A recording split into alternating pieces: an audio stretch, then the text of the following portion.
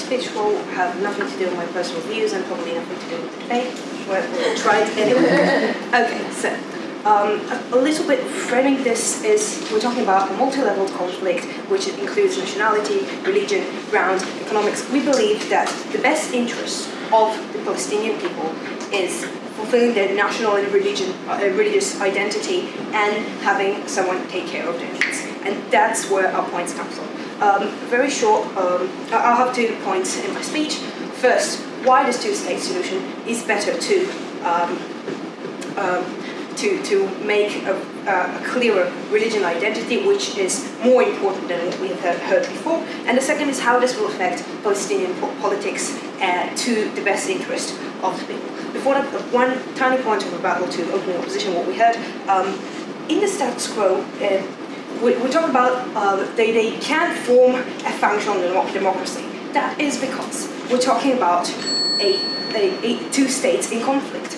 When we're assuming that these 2 states are achieved in some sort of peace treaty, therefore having a free country which is able to form its own functioning democracy, therefore this point doesn't stand. So, to my first point of religion identity. Why is it more important and why is it achieved only on our side? So, first of all, religion is something people are really attached to. It's not something you can compromise or change. When we have when we look at the population we're talking about, we characterize it as people who are mostly Muslim and deeply care about living under a Muslim government. Therefore, the idea of living under a Jewish state is something they can't accept and they won't accept. Having this population inside a Jewish state will create a situation where a huge part of the population does not accept and will never accept the very existence of the government. The problem here is a religious one.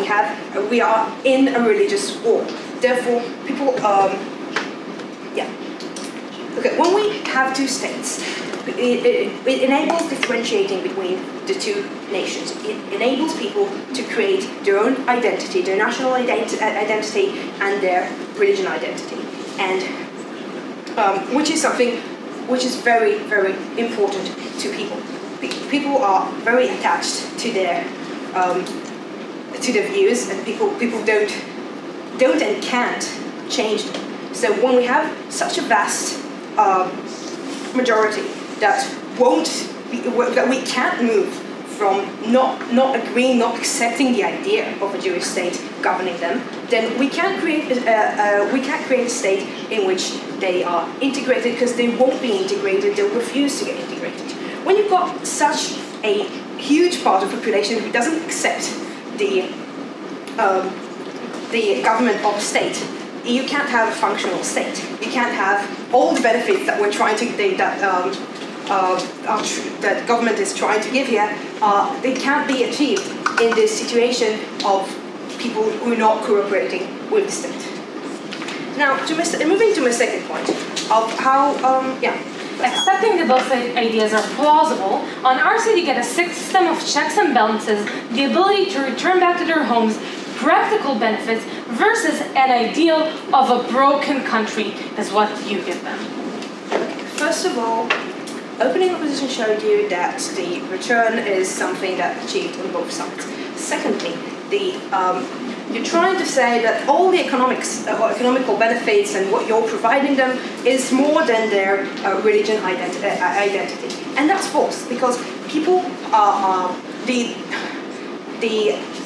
we see today, people will sacrifice their lives, literally sacrifice their lives for religion. People will do amazing things, and you're trying to say that some very minor economic benefits will make them change their mind. We don't see that happening anywhere, especially not in the population we're talking about. To my second point, how this will change Palestinian politics and how it will benefit, it will serve the best interest of the people.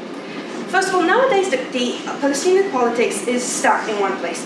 People like President Abbas being in office for over 10 years without any election simply because he can always say, well, now it's not a good time, and well, Israel is doing problems. He can blame anything on Israel. And that's how the politics works. And everyone can just say that I can't do anything, Israel. And Israel is just the answer to everything. So they don't take any responsibility to do anything for the people. In a two-state case, we have an independent country in which politicians don't have this excuse. When they don't have this excuse, they have some obligation to help the people.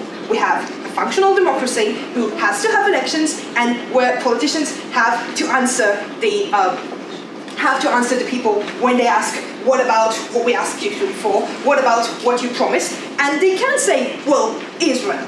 They have to provide answers. And when they have to provide answers, we create a functional political system in which politicians are more you assume that the problems and the main problems of the Palestinians are their own leadership, while objectively it's the Israelis that are the main problems. First of all, we said that the two states will be created, and we assume for the sake of this debate that two states are created in some sort of peace treaty, therefore eliminating your problem. And secondly, yes, it will more than that, we're adding the benefits of changing the politics. What we see is when people choose politicians, when people vote for someone who actually delivers, there's a higher chance of getting a more moderate government, and not Hamas, for example, in Gaza, which is better for the people. They are a government that actually cares for people's own life, because they can't say, well, Israel, and throw out all responsibility. That creates a state where they actually care about the people's daily life, people's needs. So we showed you that we are in a religious conflict which cannot be solved in a way of fusion, because that's exactly the conflict, living under a different government. And secondly, that it will benefit the politics and therefore the daily lives of Palestinians, who therefore we call you to oppose.